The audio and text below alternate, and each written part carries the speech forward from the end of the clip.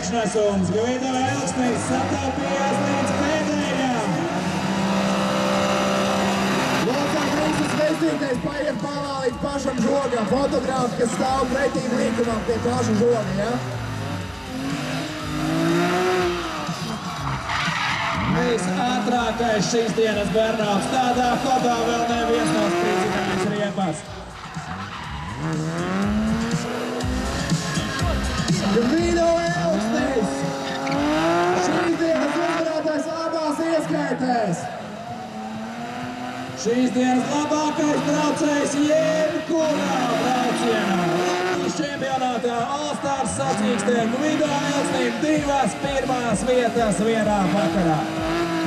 Un tiešām jāsaka par to, ka arī pārējiem latviešu sportistiem būs tikpat labi sagatavot tehniku kā Gvido Elksnim, jo mēs ļoti labi zinām, ka arī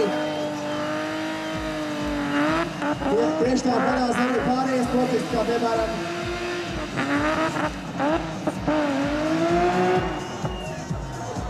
Mazliet apmaldījās! Gvido